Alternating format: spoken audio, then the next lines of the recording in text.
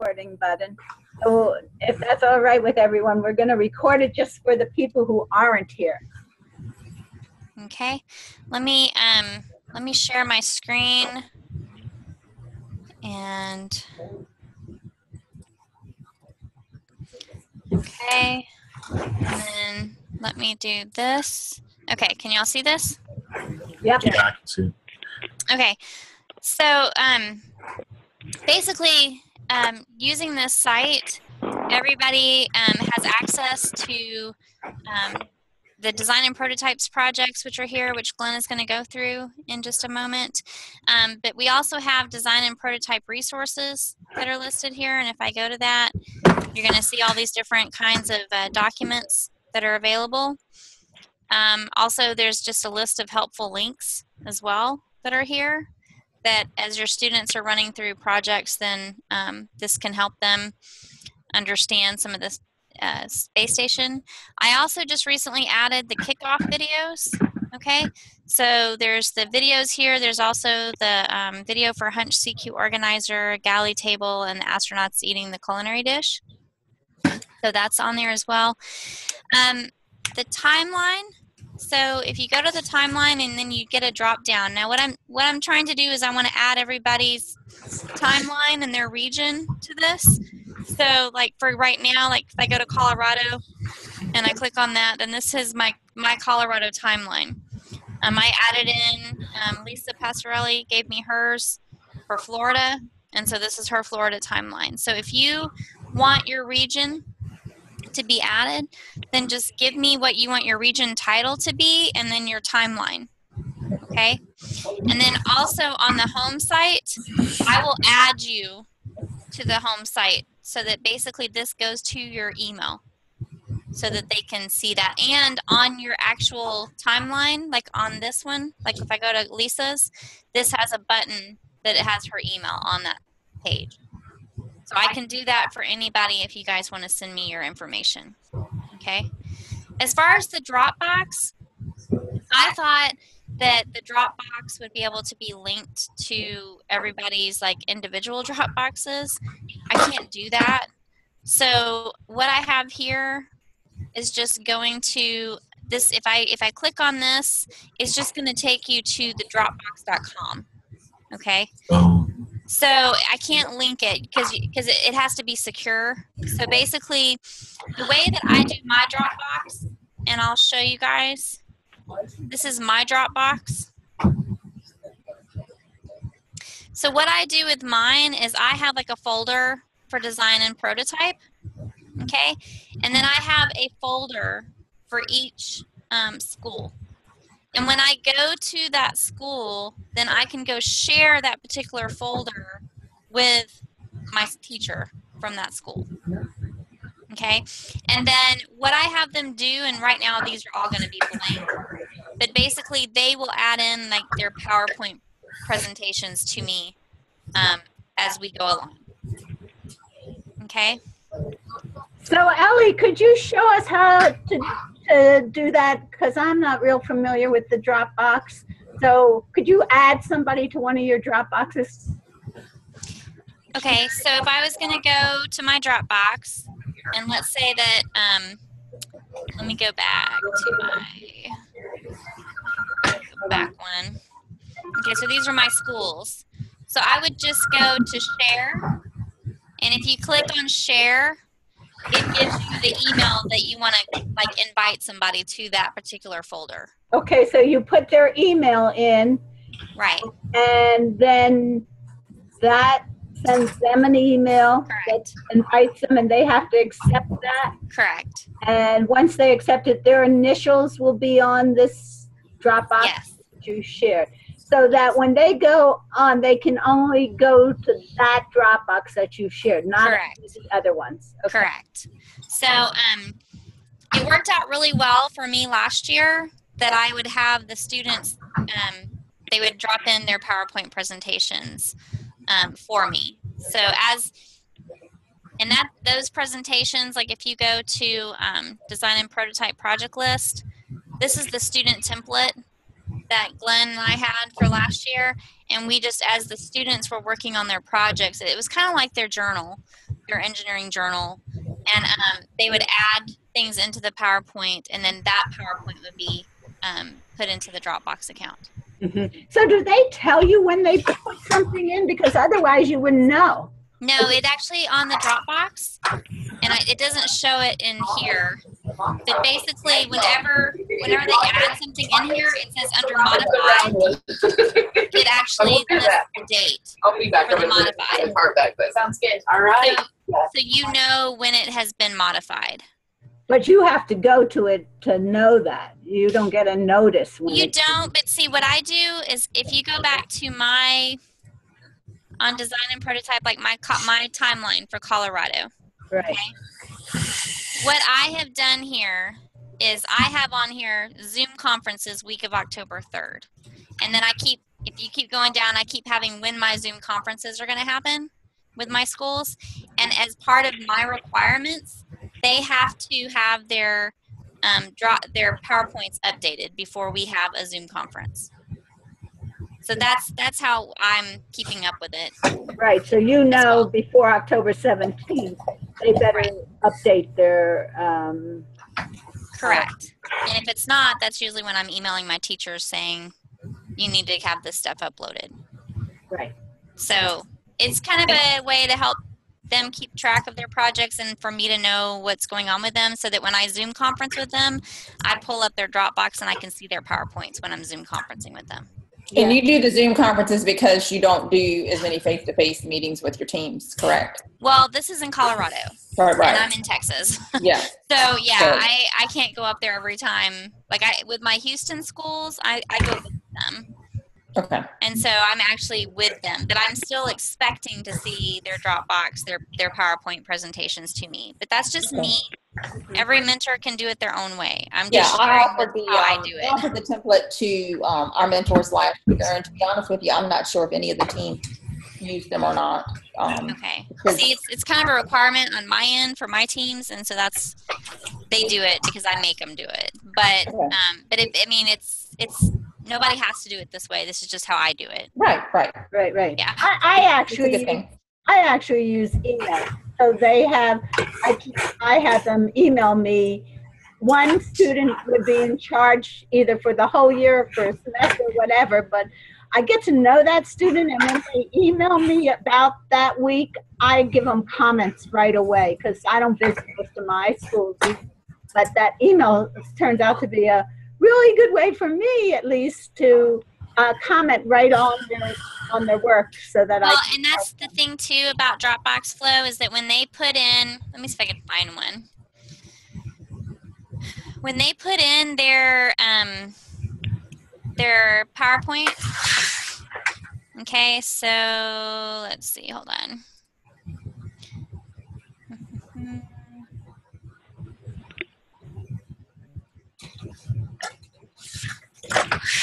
Okay, so like let's say I was going to go to this PowerPoint. Let's say this is one of their PowerPoints. Okay. I can go over here on the side and make a comment. Okay.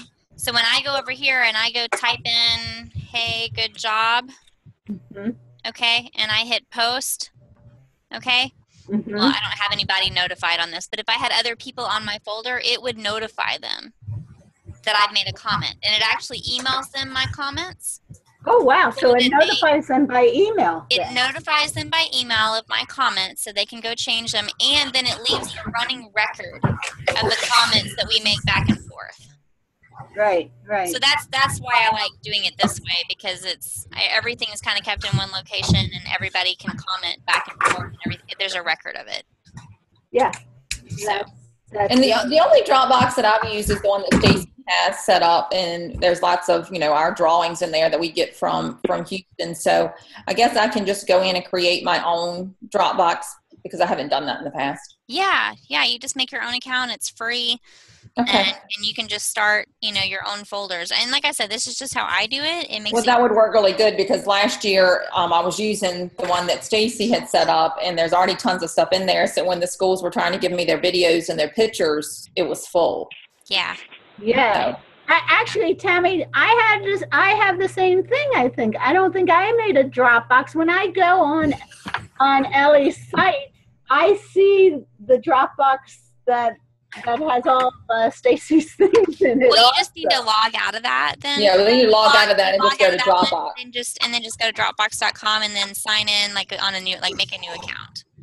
Okay, so in your Dropbox, do you just call it your name, Ellie, or? I think it names it. I think it names it by your name. Like, Okay. I mean, or I think you can make it whatever name you want. It's been a while since I've created one, but yeah. Yeah, that would work. Okay. That would work better because that Dropbox is always full. As Yeah. Tammy Yeah. said. So And then the only other thing, I'm going to send out people. Doesn't have to do with design and prototype, but if my design and prototype, all of you design and prototype people, if y'all know schools or emails of teachers that are interested in culinary, I'll be sending out an email about culinary here soon, and then you guys can respond to that and let me know if there's any other teachers that are interested in culinary that are already under one of our other Space Act agreements. right, Okay. and that goes for the video too. I know, Tammy, I have one of your schools doing video, but we can always use more video if it's in one of our schools already that Space Act agreement. Gloucester Okay. was going to continue that project, right, Flo, as far as you know? Yeah, they're working still on it. Yep. Okay. Well, I'm going to open up. Are you ready, Glenn, to talk about the design and prototype PowerPoint? Yeah, can you hear me or? I can hear you. Do you want me to go ahead and pull it up on my end and I can be your cursor? I can be your... Yeah, please do. Okay. I think you've got the more modern version, right? Yep, I do. Okay, so...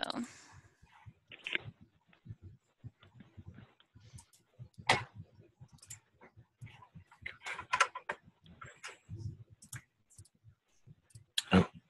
Okay, it's coming up.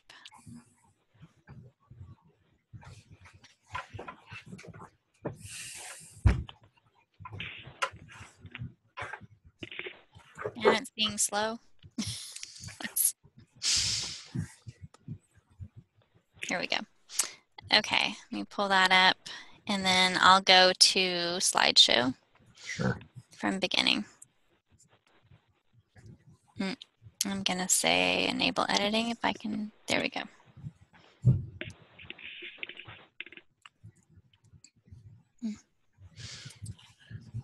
Okay, hold on. Do slideshow from beginning. There we go. Okay. All right, go ahead.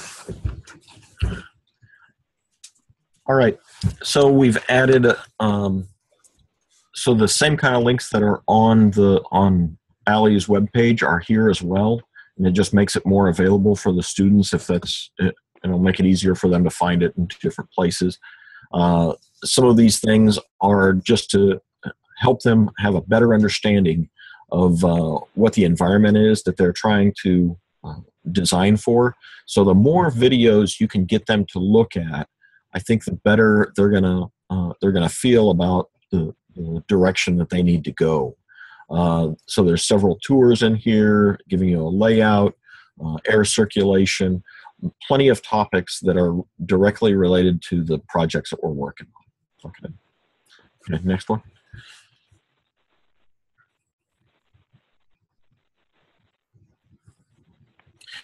Okay, so this is a brand new one, and this can be very simple. What happened is that when the WHC, the Waste and Hygiene Compartment, first flew up to the space station, this is a launch only bar that was put in there to keep the curtain from flapping during launch. There was, there's two of them. Let's see, can I see that? I just need to move it over. Okay, and you can see both of them in the slide. They're just sheet aluminum that was kind of bent into shape, and they've got some holes so that they can be put into these into some of the screws that are on the wall there. The they put Velcro on them just so that, you weren't damaging this, the curtain. The crew liked them so much just because it's just a straight bar with some Velcro on it that they've kept it since launch. And so that's almost 10 years that it's been up there. But after 10 years, you can imagine that it starts getting dirty. And so the crew said, hey, we'd really like to throw these away, but just because of the dirt. But the thing is, we kind of like them. Is there any way we can get some more? Well, they were Russian built. And so the Russians don't necessarily have any drawings for us. And so NASA's not going to build more of these bars.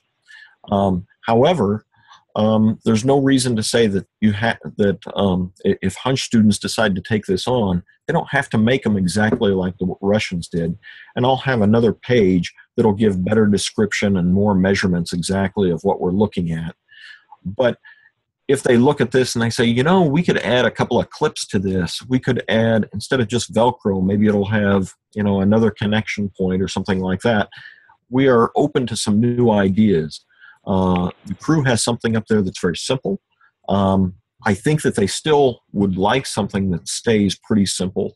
But if you can add something else that would allow the crew to be able to use, kind of like a chip clip or other things that might fit onto there or slide around on it in some fashion, that might also be valuable. Okay. Any questions? Yeah. So yeah, go ahead. What's in that bag that's hanging from the bar? Those are just some of the different wipes that they use for the toilet. Okay. So I don't understand. Where's the curtain? Does the curtain attach to this Velcro? Or No, the curtain doesn't relate to it anymore at all. So you're looking through the doorway, and so the curtain. Allie, can you use the cursor there?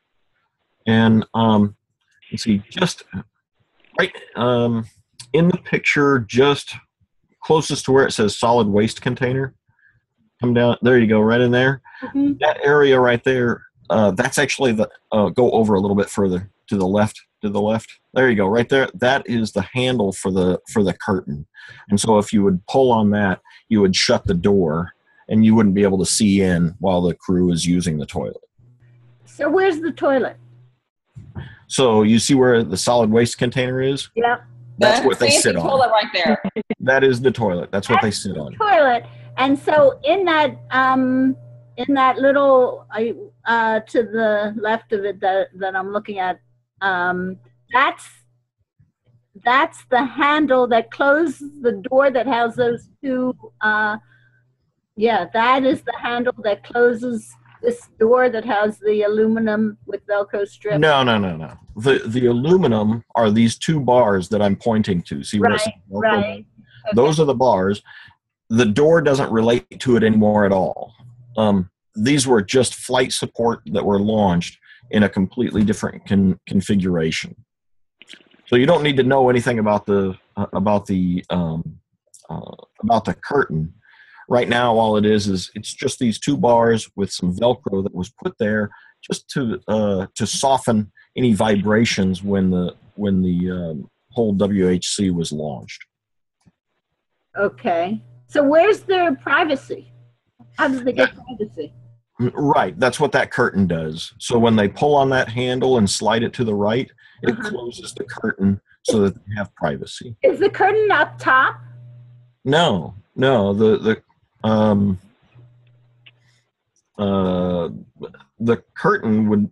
You're looking through the door. The door is open right now. Right. So the doorway is open, and as soon as they pull that slide handle that we're pointing at, that's what closes the door. So by closing the curtain, you're getting your privacy.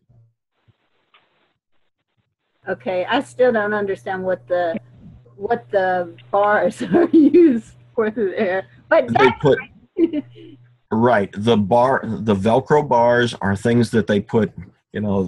Each one of the. Hold on a second. The hold stuff. They hold stuff. That's right. The hold stuff. It's not to hold the curtain, then. No, they only hold other things. Has nothing to do with the curtain. Okay. So if you look at my picture here, you can see that these are some of the wipes that they use. And on the back side, there's normally a piece of Velcro. And what they do is they take their wipes and they stick them to the Velcro bar.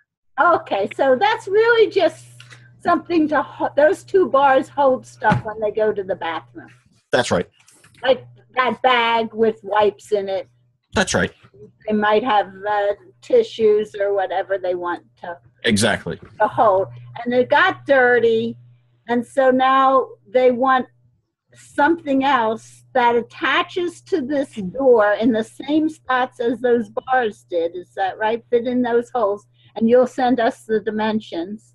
That's right. That will be able to hold stuff and be clean instead of these Velcro things. That's right. That's right. Okay, so all we need is how long, how long we need to make it. That's right. And maybe is some idea of the supplies. Yes. How they are. I will try to include some pictures of the supplies that they have been putting on it in the past. Yeah, and if they're in bags that have Velcro, or if they're in bags with handles like this one, you can. That's right. It. Most of them must Okay. have Velcro for it. That's right. I got it. Thank you. Okay, next one. Okay, a few years ago, I was at a meeting, and one of the crew members came in and said, "Hey, there's always crew members that we're always looking for ways to be able to handle some of our different things. One of the things that we fly up there and we use on occasion is a knee board." Okay, and the knee boards are used in airplanes so that you can write down little, your heading or little things that you're not going to keep in your memory all that well. And it just keeps it from floating away from you when you're trying to fly an airplane. Well, they use that same thing on the space station, and it looks like this is Allie's leg here. She's just showing us how you can write on it. And what you see is, so one of our crew members said, "Hey, what if we use that board, that knee board, for some of our tools?" And so I put together, just imagine an aluminum board, and I slipped it into the clips. There's a clip at the very top there, kind of like a clipboard, like what you might have for work or for sporting events or whatever. And there's also a second one on the bottom. So there's two chip clip kind of like things that hold the board at the top and at the bottom, and on the flight ones. And so he suggested, "Hey, if I had some different tools, it'd be nice to be able to kind of clip them onto this board." And so I used a couple of like socket holders and a couple of very kind of weak magnet holders. And I don't think you'd need any Velcro on there. But if you guys had if students have a couple of thoughts as to what else you could use that knee board for, the crew would be interested in seeing these different ways that you could restrain any tools that you're trying to arrange or keep close to you while you move around and work on projects. Okay. So actually, I saw some kids from a college fly I thought it was like an arm board on the zero gravity plane. Okay. So instead of having it, they didn't have it on the knee, they had it on their arm. Uh-huh. Would that be okay to? If they see something that is related, that they think could be of value, I think the crew would be interested. Now that you say that, it reminds me of my mom used to have a wristband that she would put when she was sewing. She'd put the needles into that, and so I mean, I could see that there might be a value to something like that as well. That's not a bad thought. Good consideration. So, but you want it to be the same dimensions as that knee board, or it can be long enough? No, if they were going to put something on their arm, I suspect it would probably be smaller, so it would fit their arm space. So, Glenn, what is this up on the very top picture? It looks like sockets on a blue That's thing. right. That's right. So one of them is a socket holder, and then the one just to the right of that, that's also a different type of socket holder. But it was just two different concepts that I pulled off the internet. So these were just to jog their ideas, not to tell them to go in a direction. Okay, so that is just socket holders that actually it looks like the sockets just slide in. That's right. But that's just to give you another idea. And down here with the 3 tools, that looks like it's magnetic, is it? That's right. That's right. And so they don't have to do any one of these things or any of them at all. They might see something that as they flip through pictures on the internet, which is what I was doing, they might see something that works better, and that's just fine. Mm-hmm. And how about modifying the knee board so that it's like it has Velcro or magnets or slides or something like that? Would that be acceptable? Possibly. It needs to be fairly simple so that the crew's not spending a lot of time to do the modification. The one that I built, it took just a second or two for it to slide into place. But if it takes, I think if you go over 5 minutes, that might be a little bit time consuming. Uh-huh. So make it something that's pretty easy to manipulate. Are those knee boards commercial off the shelves? Yes. So that we could buy them a knee board if they wanted. Possibly. I will. I'll make sure that I have another picture of some of the other knee boards to give them an idea. I'll make sure that I get a flight knee board. I'm not sure if the one that's pictured there is flight or not, but I'll make sure that I have a good one in there. Yeah, a flight knee board. Okay, good. Yeah, no, they must have been working on this idea for a long time because it flew once. And yeah, that could be. Arm, I remember it. College kids were doing it. Okay. All right, next one. Okay, so this one's kind of fun. The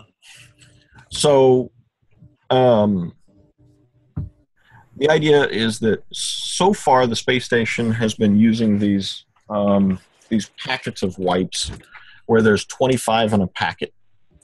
And crew have commented that sometimes they'll cut them in half because they're too big for some of the activities that they do.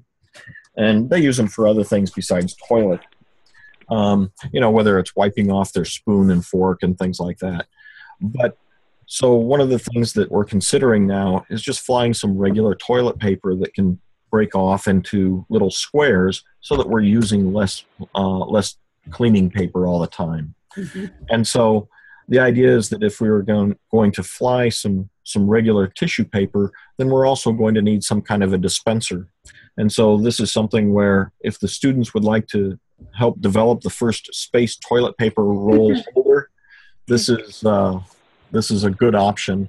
And so you can see that imagine if you've got a roll of toilet paper floating in space, then you're probably going to have a whole bunch of toilet paper everywhere. We want to make sure that we don't have a fire hazard. We want to make sure that it doesn't get water on it and ruin it. And we also don't want to have, I don't have cats, but you can imagine if a breeze gets hold of a sheet of toilet paper, you might start just unspooling all of that as well. So there needs to be some kind of a friction mechanism that keeps the toilet paper from just spooling out by itself. So a little bit of friction to hold on to it. Could this fit in one of those aluminum Velcro bars? Or where are you going to attach it?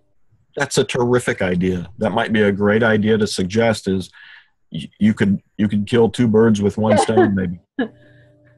So that's not a bad thought.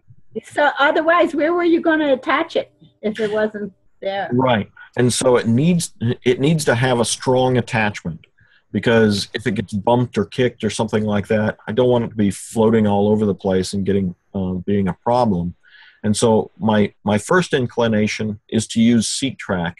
Mm-hmm. But if you come up with a different idea, kind of like yours, where you use the Velcro bars, I think that's a great idea as well. Mm-hmm. Okay, good. I understand that problem. Sure. Okay, next one. Okay, this one is a lot more open.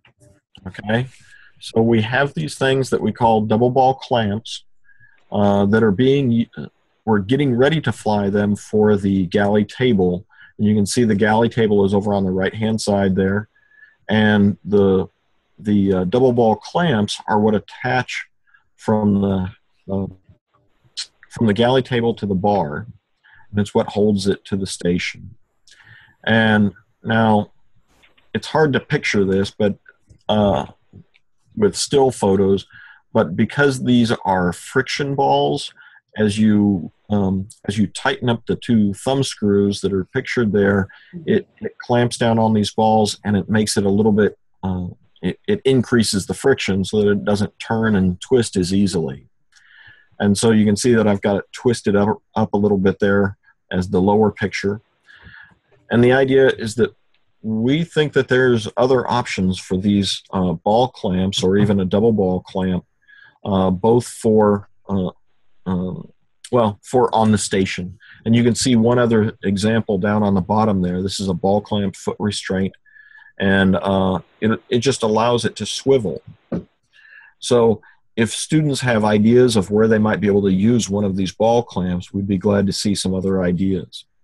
And so one of the things that I'll put on the website will be the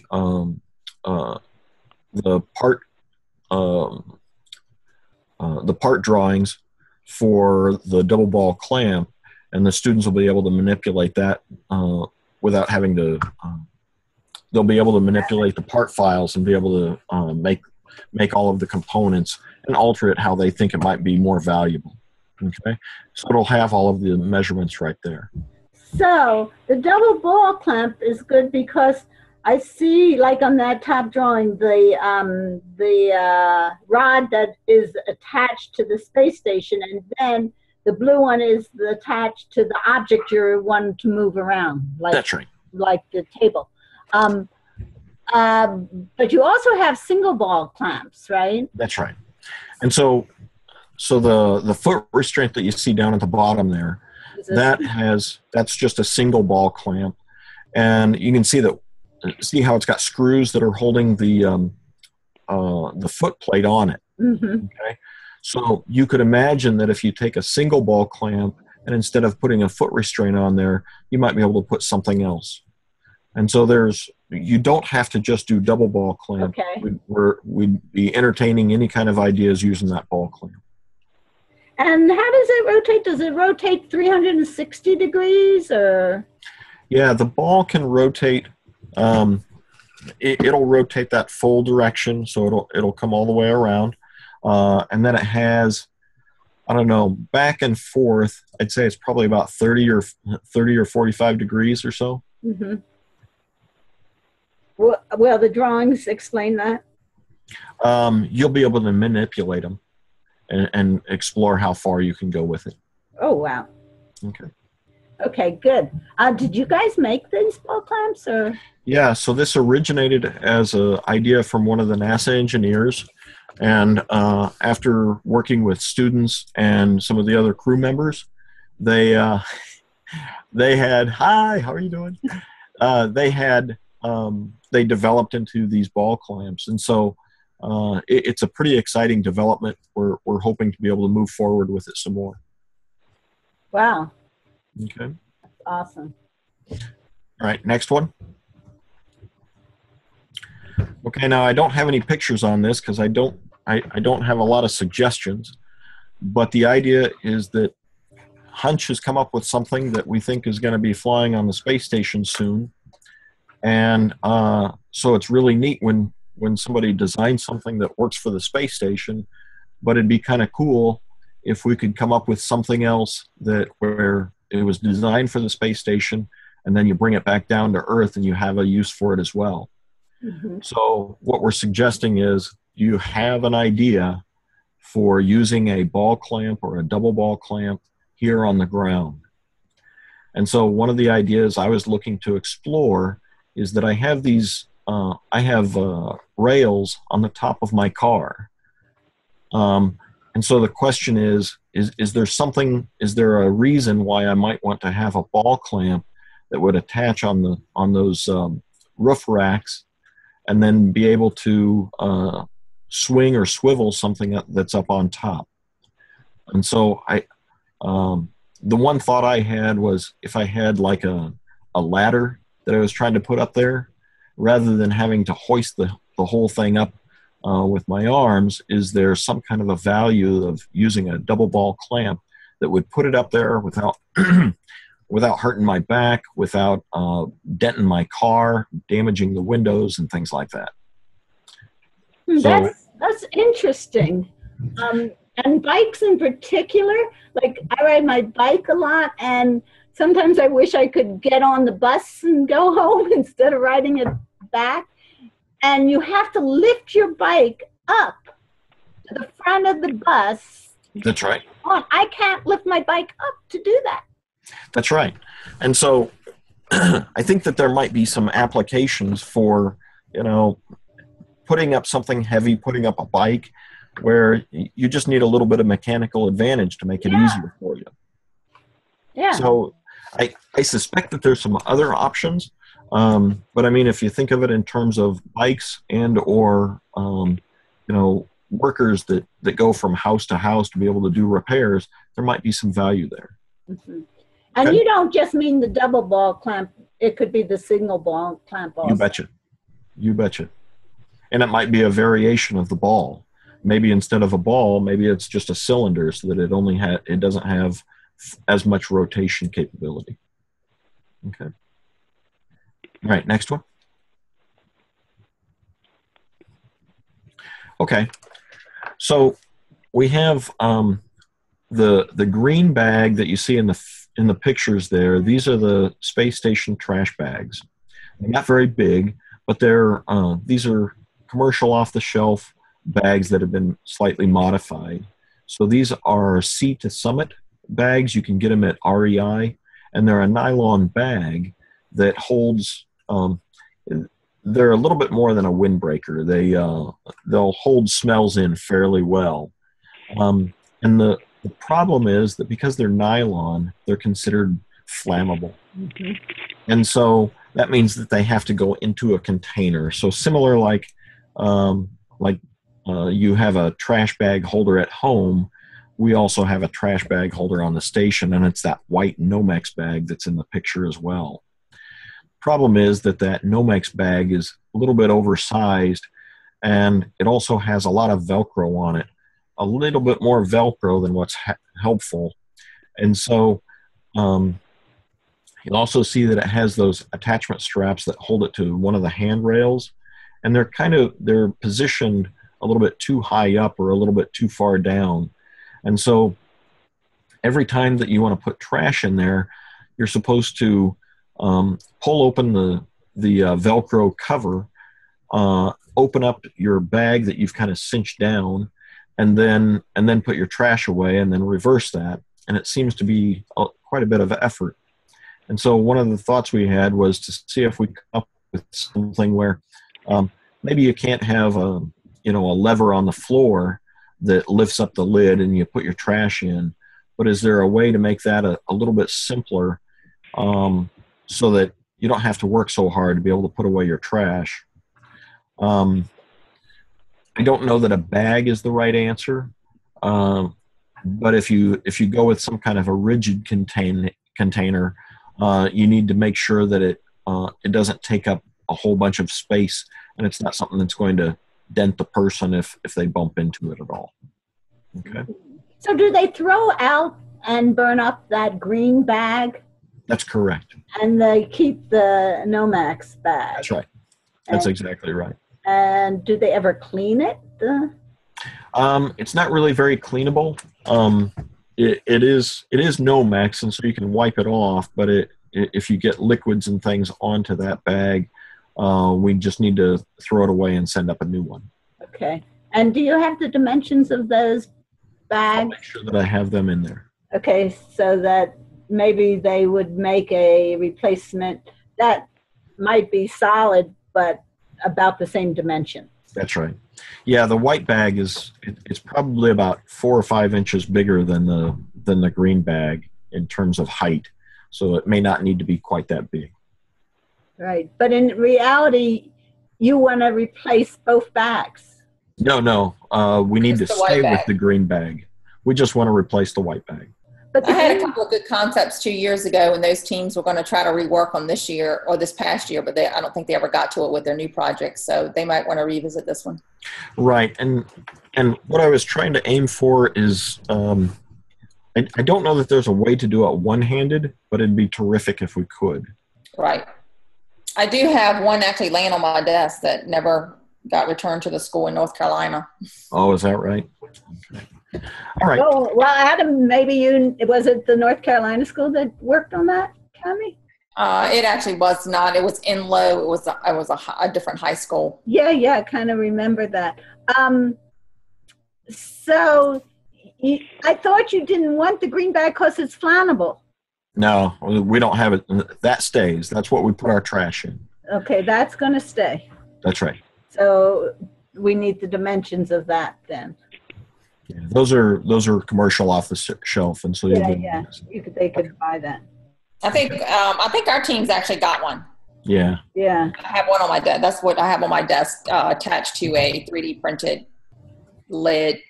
That's right. I remember that one. I kind of like it. Has like a rubber piece where you put the trash in that kind of clamps back once the trash is in it to keep it from coming out. That's right. Yeah, I'd like to see that one again. Okay, I have it on my desk. Okay. And does the Nomex bag have to attach to the handrails? It needs to attach to it. It could attach to handrails, or it could attach to something else, but it's probably going to need to be a little bit more sturdy than Velcro. Okay. Well, wait a minute. Let me back up. So those two straps go onto a handrail, right? And they just Velcro closed. Mm-hmm. So I don't know. I guess it depends on give them quite a bit of leeway on that, coming up with something new if they like. Okay. All right, next one.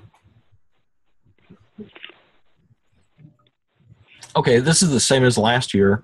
I got some really terrific stuff from one of Tammy's schools. Which school is that, Tammy? Phoebus High School. Phoebus, that's right. And so now I've taken some of I was just showing their stuff the other day to the people in Maiden Space. They were really excited about it. They've been working on similar things, but they were glad to see that students were able to do the same kind of things. It makes it a lot more likely that we'll be able to do some of these demonstrations on station if we can say, look, high school students can do this too. We think our astronauts would be able to do it as well. So one of the things that I'd like to see if we could kind of direct them to is making some kind of funky tools. And if you think about it in terms of like a, what's the word I want? Years ago when we had the distributor caps in your cars, they sometimes had these funky wrenches that would be kind of bent up shapes to be able to get around and get to the just the exact angle that you need to be able to take that distributor cap off. So if you can look around, suggest that they need to come up with tools that are not normal. And the idea is if we can do a couple of demonstrations of these strange tools, that might be something that would be worth demonstrating on the station. And it doesn't have to be something that's specific to the station, just the idea that we can make tools that we don't normally have on the ground or don't normally have on orbit. Okay. Next one. All right, this one's a new one. And the idea is that obviously on orbit, you can't play poker using a deck of cards just because of zero gravity. You can't play it with all the chips. So the question is, could we come up with an iPad-based poker game where if you've got 4 to 6 people playing poker or 4 to 8 people playing poker, that one person could be a dealer and everybody else would be able to see how many cards you have, or be able to, but not see what cards you have. They'd be able to see how much money is in the pot, and be able to see how much each person has raised the pot with. This would not work through internet, just because you're only going to have 10, maybe 15 minutes of internet connection. This has to be something that functions just through Wi-Fi. Now, I looked for this kind of thing, and I didn't see anything exactly like what we were looking for. So I don't think it exists as I've described it. If they find something else, then maybe we just need to throw this out. However, the idea is we're trying to come up with a game that could be played with the crew on orbit, so that they can play a game every once in a while. Okay? On their iPads. That's right, on their iPads. Now, this could also be applied to any board game like Monopoly or Risk or whatever. We're just trying to avoid any kind of copyrights and trademarks and stuff like that. So that's probably not what we want to look for. Okay. Poker doesn't have a copyright. That's right. And so any of these other card games, if they come up with another game, I'm okay with that. But the idea is that we're trying to give them something that's fairly simple to be able to work with on the iPad. Okay. Next one. Food preservation. We had some really good examples of how to preserve fresh food on the station and what to be able to do with them. And we'd like to continue that. We think that there might be a couple of other options. And the other page that I'll be sending out soon that includes some of the successes we had out of this. I'll be sharing what they did with their success and seeing if we can come up with some other things that does as good as what they did. So this is one where we're just continuing on with it in hopes that other people are still interested and want to give it a shot. All right, next. We still, I believe I have another student or a group of students that were working on a mass measuring device. And so this is probably the toughest one on here. If other people are wanting to try this out, it is very welcome. The difficulty is that we have the most expensive lab in the known universe, but it doesn't have a good scale on it for measuring very small objects. And so if there are students that are wanting to try something that's very difficult, this is a good one. The hardest part about it is that we're measuring live animals potentially. And so it's just how do you measure their mass without, oh, thanks. Thank you very much. How do you measure their mass without making them throw up and feel even worse about being on the space station? So that's probably the hardest part. Okay, next one. Do they have electricity they can use for that? Yes. Yes, and we'll try to, I'll try to expand what kind of electrical power source they have. I believe I said it was all 28 volt that was available to them. But they could use batteries too. They could, and that would be fine as well. Okay. So related to the previous one, if I'm going to measure the mass of this mouse, how am I going to hold them onto it? I don't want to use Velcro on these things. That really wouldn't be very fun. And so we need a small cage that would hold the mice comfortably onto this mass measuring device. Or is it just for, it could also be used for just carrying them from one side of the station to another module. This is actually a pretty good challenge that our rodent team is interested in, just because they don't have good ways to pull these mice out and be able to move them around. And so if students can come up with a nice way to be able to transport the mice from one place to another, we could really use it. All right, next one. Okay, for all of our exercise students that are interested in exercise, we don't need exercise devices as much as we need a harness that might be able to help us out. And this is not for the station. This is specifically for the Orion project. And so you can see I have two students that are that are helping out here. The one on the left-hand side is pulling up with it, and he's doing kind of, this could be either rowing, or it can be also doing some just lifts. And the idea is that we've got a box, kind of like what we're going to fly on the vehicle that he's standing on top of. And it's a single point where he just pulls up with both hands on that one cable. And the problem is that we also want to be able to do squats. We also want to be doing heel lifts. And to be able to do that, we need to be able to have a new type of harness. Now, the people at NASA have already looked at all different versions of climbing harnesses and things like that, and they don't work as well. They seem to grip in the wrong place. They don't disperse the forces to their hips and their shoulders as evenly as they need to. And so we're looking for students that would like to help us come up with a new harness that would work for these squats and heel lifts.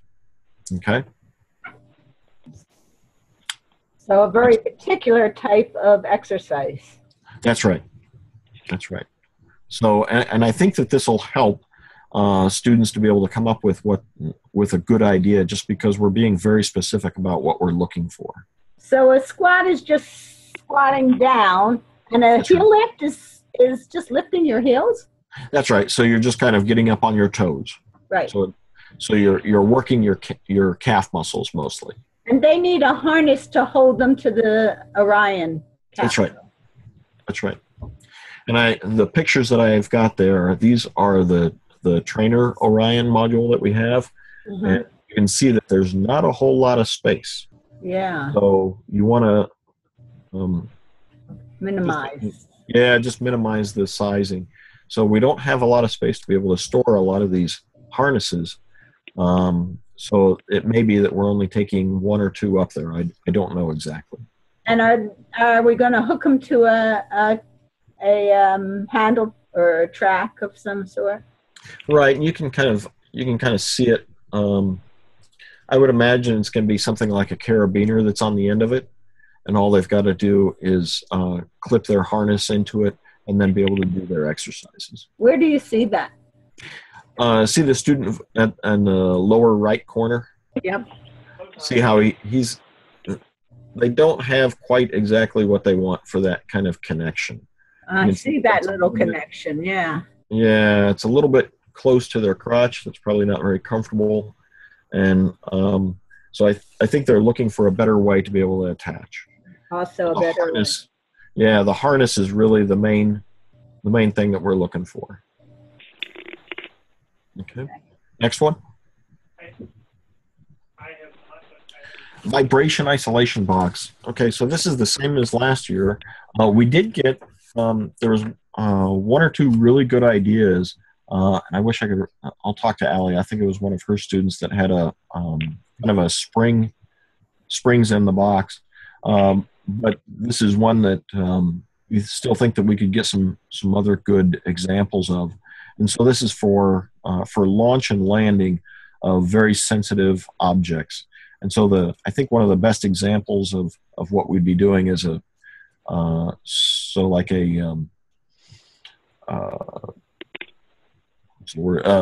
a fertilized chicken egg. Mm-hmm. So we don't want to send up a chicken egg that gets scrambled because of launch and then doesn't do us any good. The whole idea is we want to be able to send up those fertilized eggs, watch them on orbit, and then be able to get them back without them being scrambled again. Mm-hmm. Okay. Next one. And that I have a quick question or a quick statement to make too. Yeah. So the biggest thing too with this is that a lot of students last year, well, I had some students last year that decided on this one to try to just put foam in there. Okay. You can't, if you're talking about live specimen, you don't want foam because they can't breathe. And we know about foam. NASA does foam. We put foam on there to and put slits in it and to put our stuff in. that's not what we're talking about here. We're not talking about foam. So if anybody comes in and starts trying to say, well, I'm going to make a suitcase that's full of foam, that's not what we're looking for. Right. Mm-hmm. And you want it to fit in one of those locker drawers. That's right. That's the dimensions that It's they have. the same box as what HUNCH students are building is the same type of box as what we're suggesting we could put this in. It's not a single stowage locker, is it? Yes. Oh, it is a single stowage locker? Yes. Okay. So they have a big area to... Yes, they do. But they might use all that for just a little payload. That's correct. Fertilized egg. That's right. Okay, so I have a question. So it doesn't mean it has to fit in... Oh, are you saying it has to fit the whole inside or part of it? Or I think I'm missing something. Right. So let's see. So the box that we're looking for would be the same outer dimensions as the mid-deck locker or as an ISS locker. Okay, that helps. So it's the same dimensions. Okay. Yeah. If they want to use if they want to put something inside of an ISS locker, that's okay. If they want to make a box themselves that is itself the same dimensions as an ISS locker, that's all right. The idea is that that's how much space we have to send up a payload, so we don't want to try and take more than that. Okay, thanks. That helps. You betcha. Okay, next one. So are you saying they could make a single stowage locker the same outer dimensions and use that as to send the payload up? That's right. Okay. That's right. Okay. So I was at a debrief the other day, and one of the crew members said, oh, our pin kit is just a shambles. And so a pin kit is where it's all of these spare parts for making repairs on the space station. Okay. And so I've got a couple of the pages here represented so that you can see them. And the idea is that it's a pouch, and inside the pouch there are spare lengths of wire that are all coiled up. So you can see in that center picture there's a 12 gauge coil of wire, and then there's a smaller gauge coil of wire. There are sleeves, crimping sleeves for splicing wires. There's a variety of different types of pins, so that if one of the cables is damaged and the pin is broken, they can take that pin out and put in a new one. There's alligator clips so that you can so you can make some of these things.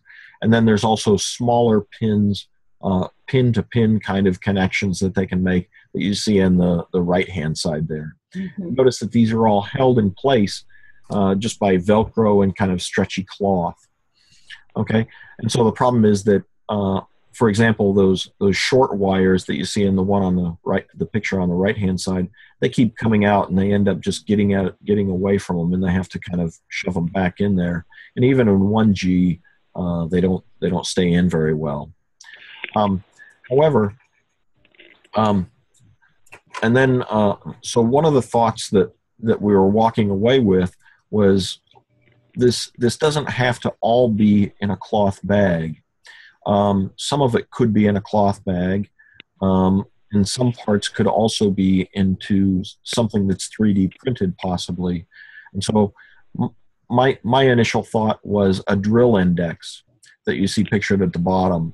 And the idea is that maybe some of these small wires and pins could be put into kind of a drill box case.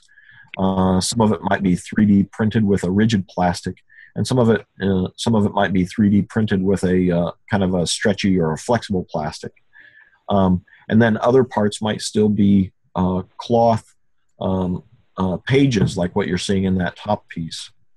The other thing is that the pieces that are most often used are those red cables to the right there. And those are what we use for diagnosing problems on the station, where they plug it into a multimeter and things like that. And so one of the other options might be just to put those cables in a place where you know, you don't have to open up the whole rest of the container to get to those cables.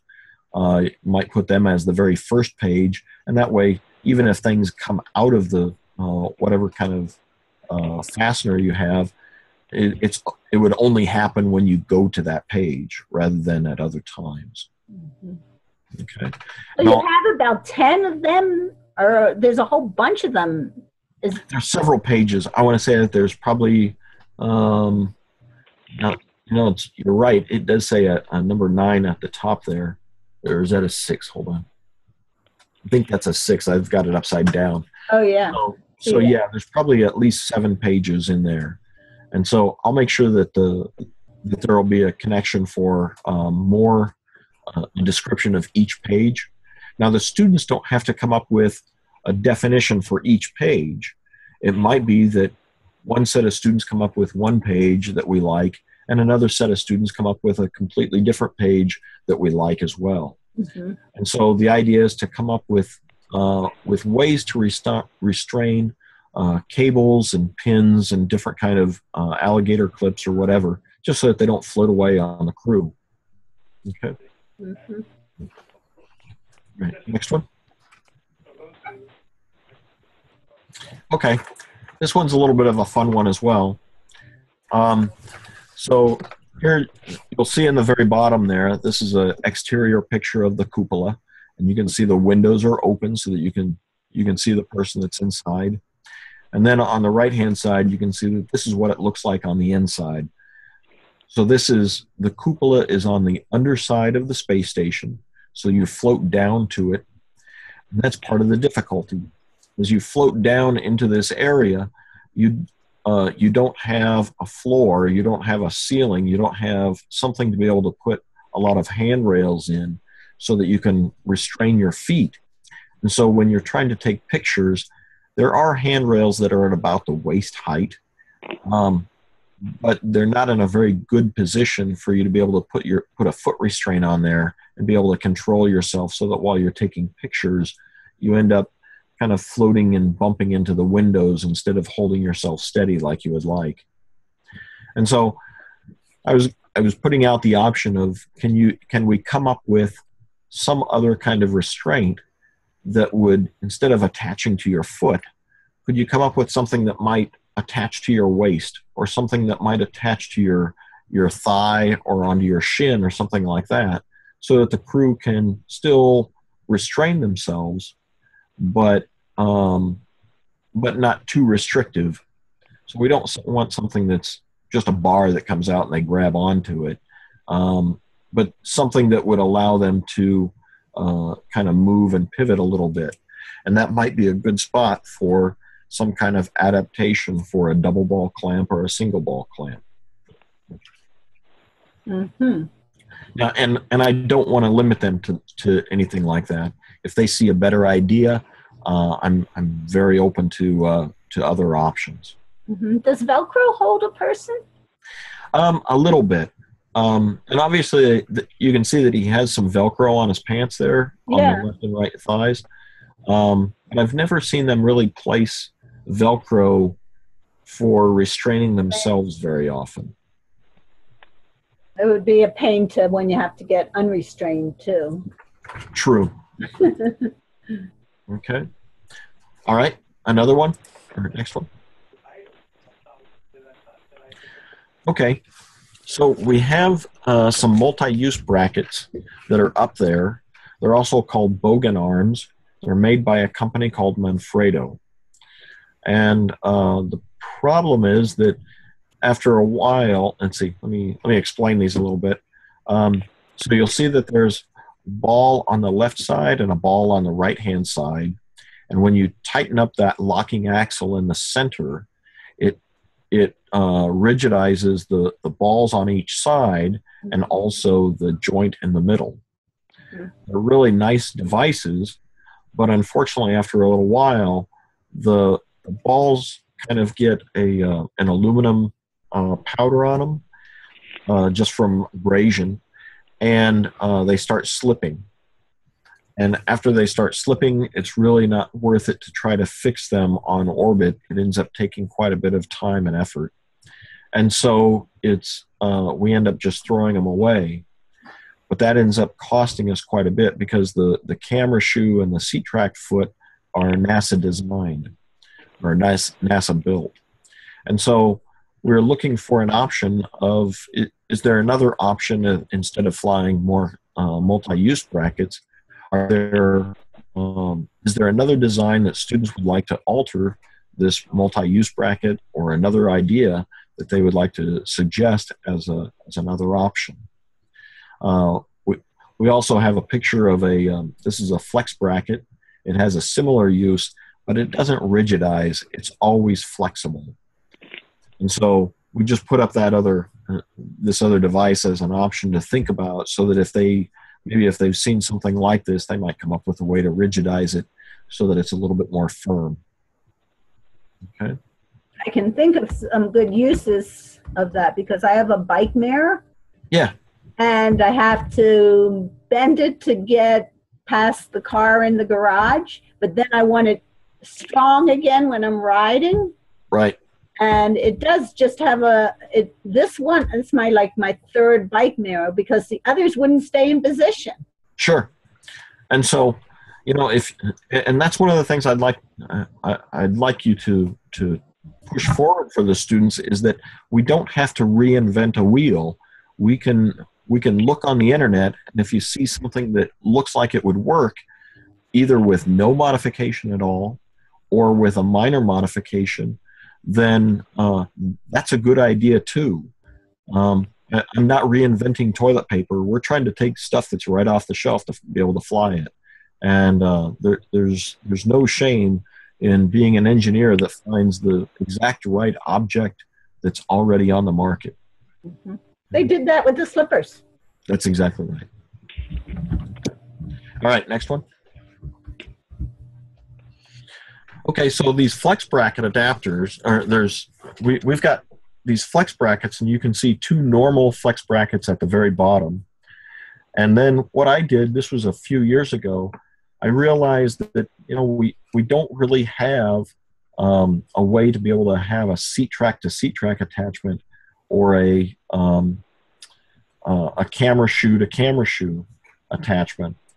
And so I made these little adapters that gave me a female to female connection and a male to male connection, so that I could swap these out. Well, we were looking at the 3D print guys the other day, and we said, wait a minute, what if we had some kind of a device in the middle, so that not only could we have a male-to-male adapter or a female-to-female connector, maybe we could even have multi pieces coming off of there, and it might give us some new options of what to do with these flex brackets. And so this is something that potentially could be either printed here on the ground, or if it's got enough value, might be able to print it on orbit. So this is something where the students are going to have to measure very carefully. This is a lockline material. It's commercial off the shelf, and they might have some of this in their shop class already. It's often used for directing coolant right onto the cutting blades, and so if they want to, they'll need to take some very careful measurements as to the sizes of these different balls, and be able to snap and unsnap the connectors together to be able to make some kind of male-to-male or female-to-female connectors that might give us some new options. So these blue things are what you say you can buy off the shelf? That's right. And it's called Lockline. Is that on your PowerPoint here, Lockline? Did I have it there? I don't see it there. I'll make sure that we get it updated so that we have more information for you. Okay. And so what you want is, instead of all solid lock lines, like put one of these adapters that haven't been designed yet, or can you get these adapters? No. So look at the male-to-male adapter there on the left-hand side. Yep. What I did was I took two of the standard connectors, and I just flipped them. I flipped them the opposite way of each other. And then I've got a screw and a nut that slide through there, and you can see the washer that I've put between them. Mm-hmm. Okay? And so that's kind of a crude way to make a male-to-male adapter. You can imagine that you could make a 3D print where it just takes the small side of each of those and puts it together and prints it out.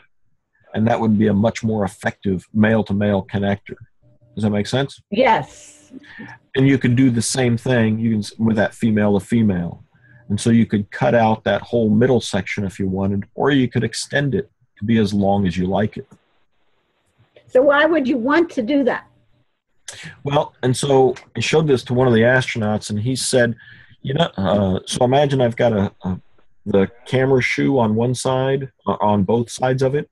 Now I could put a camera on one side, and now I have a work light on the other side so that I can light up.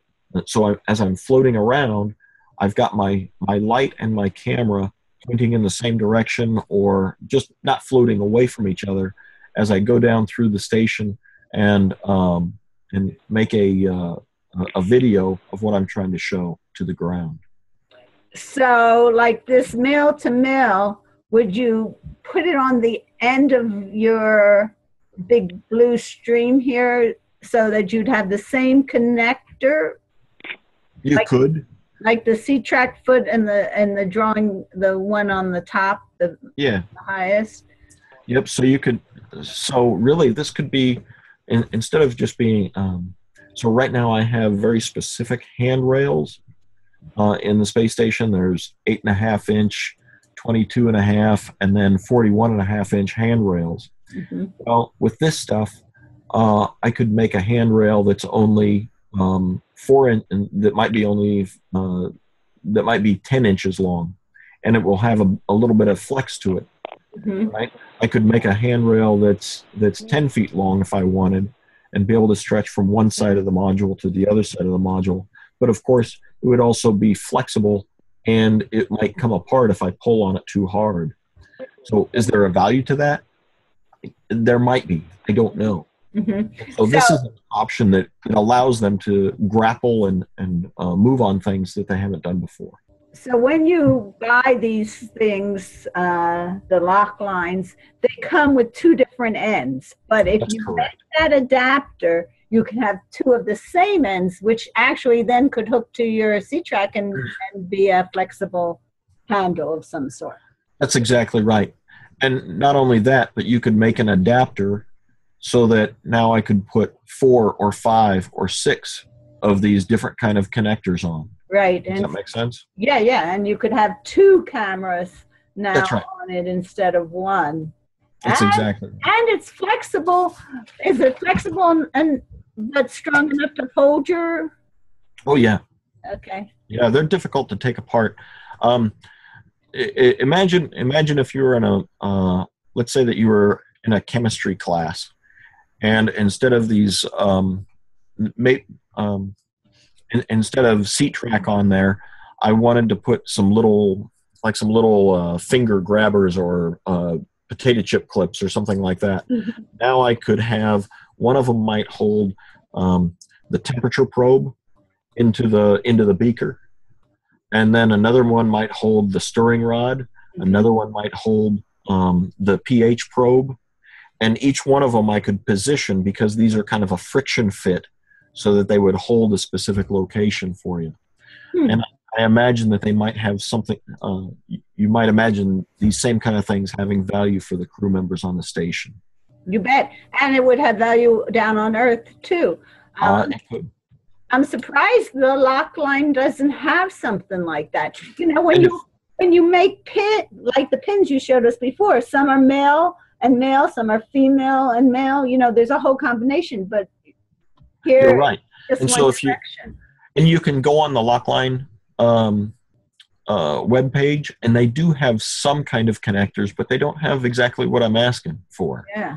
And one of the other things is that they design it for fluid transport. We're not trying to use it for fluid transport. We're using it as a mechanical connection. And so it may be, if you find out that there's other things out there, then don't design, right? If what you're looking for is there, then buy one and say, hey, look, we could fly this, and maybe they'll have some other adaptations for it, okay? But as far as I could tell, we did not have exactly what I was asking for, because they have a different purpose for how they use Lockline. Mm-hmm. So is it Lockline? I think it's Locline. Okay. I bet you would get both. I bet you would get the right answer with both spellings, though. Okay. Yeah, that's pretty cool. Okay. Do we have any more, Allie? You want the students to make a 3D adapter, maybe. That's right. This is something that they could print. Mm-hmm. That's it, Glenn. Oh, good. My voice is getting tired. You did a great job. Thank you. Any other questions?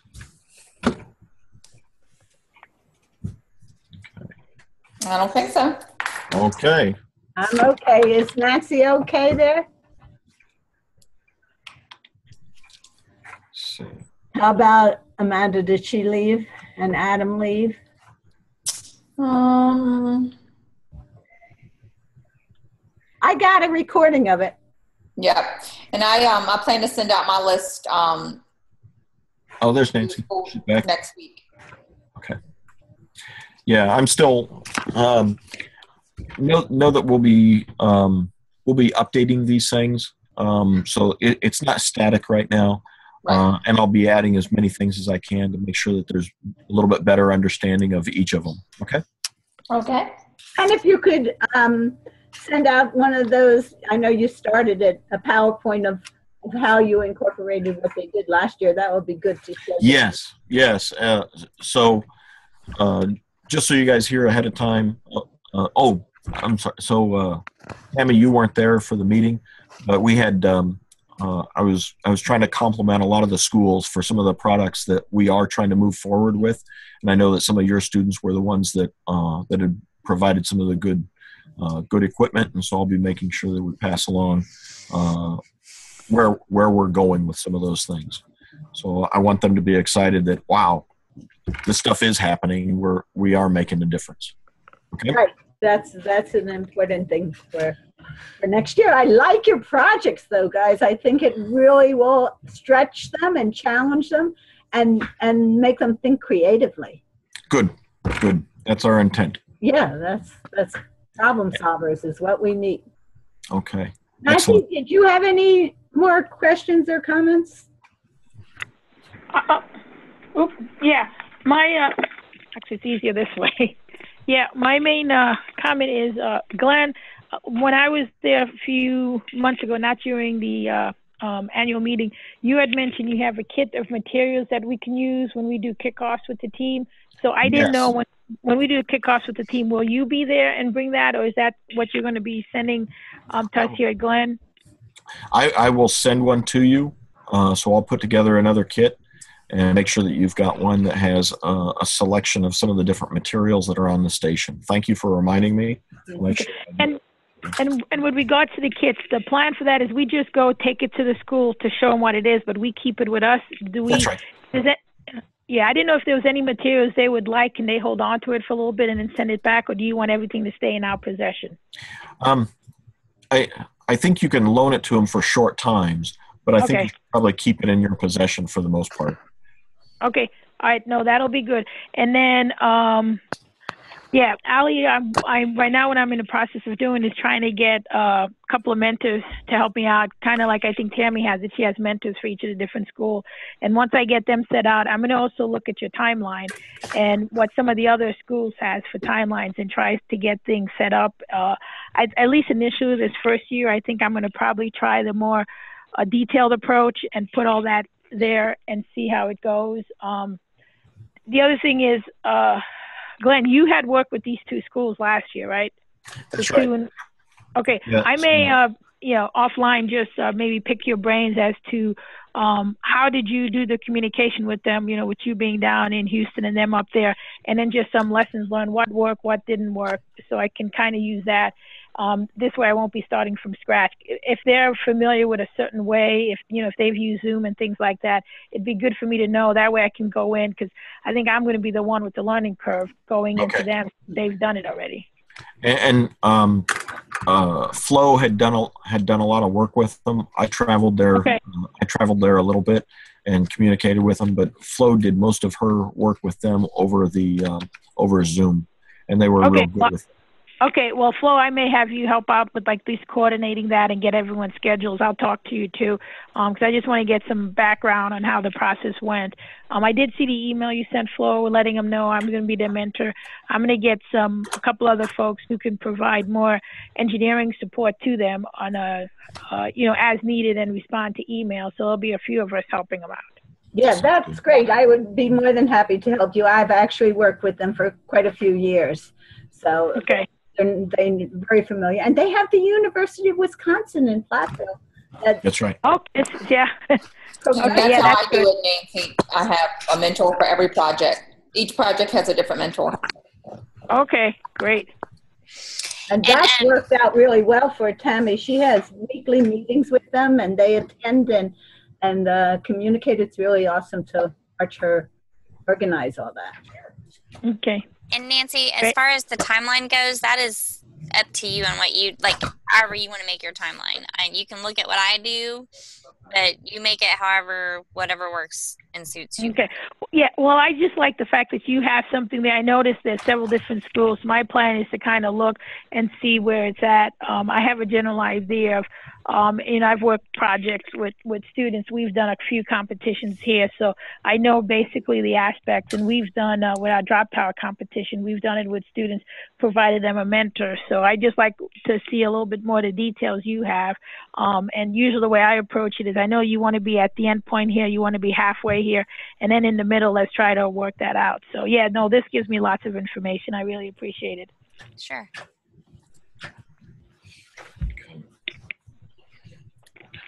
No, that's all I've got. Did you have anything else you wanted, Allie?